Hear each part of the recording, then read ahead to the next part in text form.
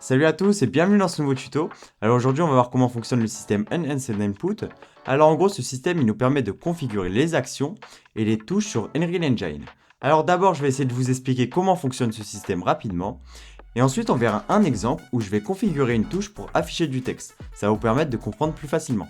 Alors déjà pour commencer on va se rendre dans le blueprint de notre third person caractère. Alors pour ça on va dans le content drawer. Puis on clique sur Third Person, Blueprint, et on va sélectionner BP Third Person Character. Une fois qu'on y est, on a la première ligne qui est super importante, qui va nous permettre de récupérer toutes les touches qu'on a configurées dans le fichier IMC défaut. Sans ce node, les touches ne fonctionneraient pas, on ne pourrait pas interagir avec le personnage. En dessous, on peut voir les différents input actions qu'on a définis dans notre IMC défaut. Vous voyez que là, on a l'action pour bouger, on a l'action pour regarder le regard caméra, et on a l'action pour sauter. Et derrière, on a leur logic blueprint pour définir ce qu'elles font. Alors je vous ai parlé de l'IMC défaut, alors c'est peut-être pas très clair comme ça, mais en gros c'est l'endroit où on va choisir les différentes touches. Alors pour que vous compreniez mieux, on va se rendre directement sur le fichier. Pour ça je viens cliquer sur la petite loupe et je viens cliquer sur IMC défaut. Alors IMC signifie Input Mapping Collection et en fait c'est l'endroit où on va choisir une ou plusieurs touches pour nos input actions. Alors les input actions en gros c'est des actions spécifiques que le joueur peut effectuer. De base sur Unreal Engine, on a l'action pour sauter, pour bouger ou pour regarder avec la caméra. Et vous voyez par exemple pour notre input action sauter, on a la barre d'espace qui est configurée pour sauter sur le PC. On a aussi une touche pour la manette et pour le téléphone. Bon, j'ai essayé de vous expliquer rapidement, mais je vais vous montrer un exemple pour que ça soit plus clair. Mais retenez bien que les input actions servent à créer des actions spécifiques. L'IMC permet d'associer des touches à nos différentes actions. Et on appelle ces touches et on configure la logique dans le blueprint Third Person Character. Alors moi maintenant je vais vouloir créer une nouvelle action pour afficher du texte quand j'appuie sur une touche. Alors pour ça je vais devoir créer un input action. Alors je vais dans le content drawer, je me rends dans input, action. Là vous voyez qu'on a toutes les input actions de base et pour en créer un nouveau, je vais faire un clic gauche. Je vais me rendre sur input. Alors il est où? Il est là. Et là je vais venir cliquer sur input action. Ensuite je peux le renommer IA print pour input action affiché. Print c'est affiché en français hein.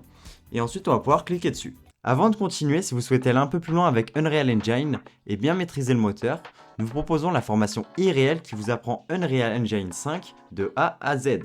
Vous allez y découvrir toutes les bases essentielles, ainsi que le processus complet de création d'un jeu, de l'idée initiale jusqu'à l'exportation finale. Alors en plus on a une formation qui est dédiée aux jeux d'horreur qui est également disponible. En plus toutes les formations sont en promotion jusqu'à la fin de l'année, les liens sont en description. Alors déjà on a le paramètre action description qui va nous permettre de décrire ce que fait notre touche. Moi je vais mettre afficher texte, là vous mettez ce que vous voulez. Ensuite on a deux paramètres, on a trigger when paused. Alors en gros ce paramètre il permet d'enclencher l'action même lorsque le jeu est en pause. Et on a reserve al mapping. Alors ça va bloquer l'utilisation de l'entrée pour les autres actions, pour s'assurer que notre entrée est prioritaire. Ensuite on a un paramètre qui est assez important, c'est le value chip. Alors le value chip il permet de déterminer le type de données que l'input action utilise pour fonctionner.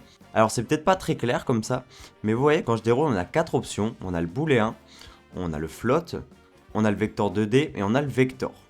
Alors le booléen c'est assez simple, en gros ça s'enclenche quand on appuie sur une touche. Moi par exemple je veux que quand j'appuie sur une touche, du texte s'affiche, donc je vais utiliser un booléen.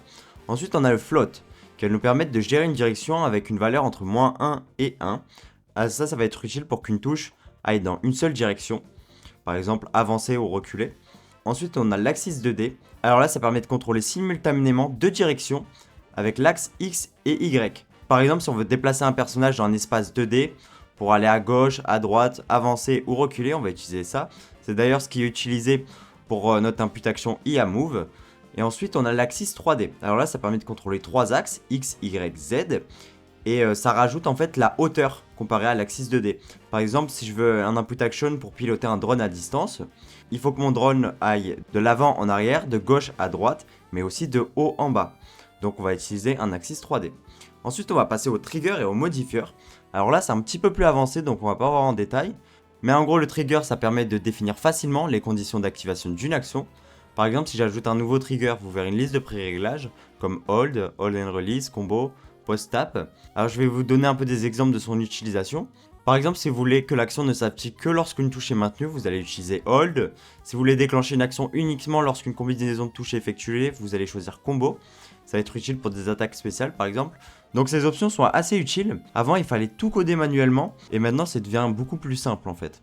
Et ensuite on a les modifiers, alors là c'est aussi un peu avancé, on va pas le voir. Mais en gros, dites-vous que ça permet d'ajuster ou de modifier le comportement d'une action. Ensuite, on a le dernier paramètre dans User Setting. Alors, c'est Player Mappable Case Setting. Et en gros, on peut mettre son option à Player Mappable. Et ça va permettre aux joueurs de choisir eux-mêmes leurs touches. Alors, nous, on a vu les paramètres généraux. Bon, du coup, dites-vous que là, il n'y a que le value type qu'on va utiliser parce que notre action, elle est assez simple à définir. Et on va le mettre en boolean. Ensuite, il va falloir choisir notre touche à cette action. Alors, pour ça, vous devez commencer à connaître. On va utiliser l'IMC défaut. Donc, je vais me rendre dessus. Et dans Mapping, je vais ajouter mon input action. Donc, je vais cliquer sur le petit plus à côté de Mapping. Et je vais ajouter IAPrint. Maintenant, on va pouvoir choisir la touche pour notre action. Alors, pour ça, on vient cliquer sur None. Alors là, vous voyez qu'on peut choisir nos touches sur différentes plateformes. On peut choisir sur Xbox, sur Android. Moi, du coup, je vais choisir sur Keyboard. Et là, vous allez choisir la touche que vous voulez. Il y a aussi une autre manière de faire. Pour ça, vous allez cliquer sur l'icône Keyboard. Vous allez attendre qu'il soit jaune. Et là, vous allez mettre la lettre que vous voulez pour déclencher l'action. Moi, je vais mettre T. Et vous voyez que là, on a choisi la lettre T.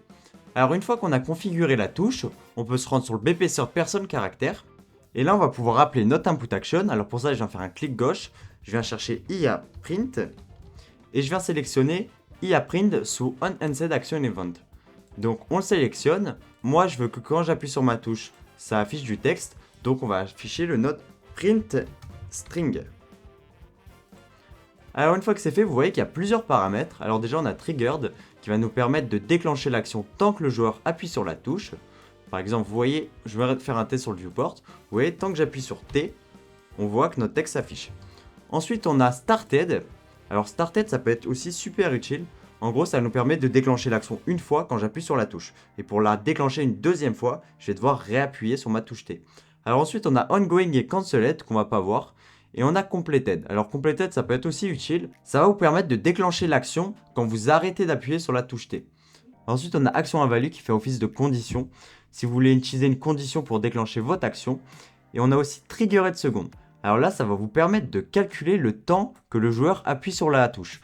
Alors c'est peut-être pas très clair, du coup on va aller sur le viewport. Et là, vous voyez que tant que j'appuie sur la touche T, on voit que ça calcule le temps que j'ai appuyé sur la touche T. Ça peut être assez utile si vous voulez que votre action se déclenche après un certain temps. Donc voilà, c'est la fin de la vidéo. Bon, je sais pas si j'étais très clair parce que mon exemple était peut-être un peu trop simple.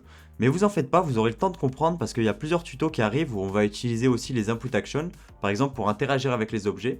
Donc voilà, je crois qu'on s'est tout dit. Donc n'hésitez pas à vous abonner si vous voulez plus de tutos.